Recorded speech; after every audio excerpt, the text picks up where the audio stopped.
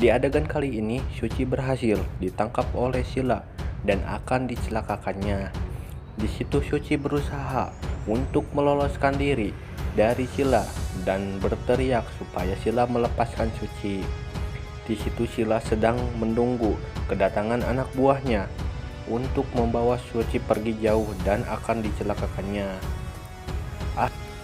Dan akhirnya Suci berberontak di dalam mobil itu dan membunyikan klakson. Tak lama kemudian Kenan datang dan curiga bahwa Suci di dalam mobil itu. Akhirnya Kenan segera menghampiri mobil itu.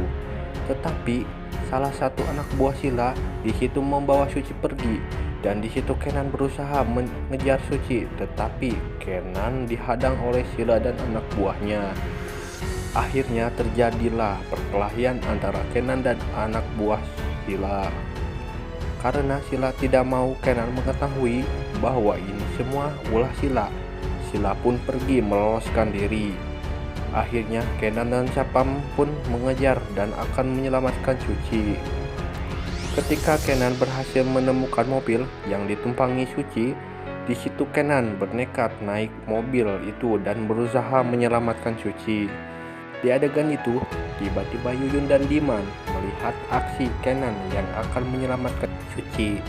Akhirnya Yuyun pun mengabari ke Ibu Sarita melalui video call.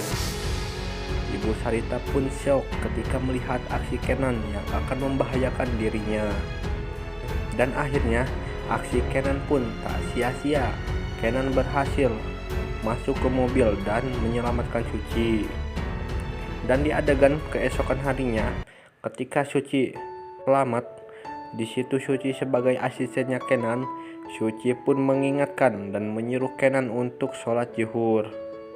Dan di situ Jepri sangat tak menyangka dan heran kenapa Kenan bisa nurut seperti itu, padahal Kenan sebelumnya tidak pernah mau menurut ke siapapun kecuali sama Suci.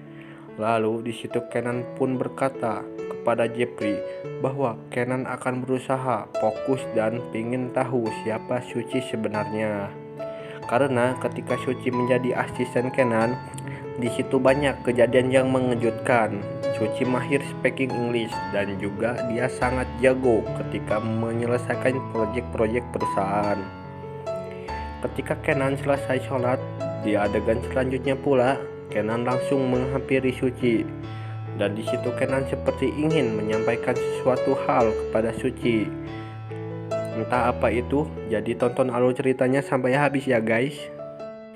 Dan di keesokan harinya, ketika Sila berprofesi sebagai kurir kantor, di situ Sila diikuti oleh Tarjo, dan Tarjo sengaja menyingkul motor Sila, dan Sila pun terjatuh.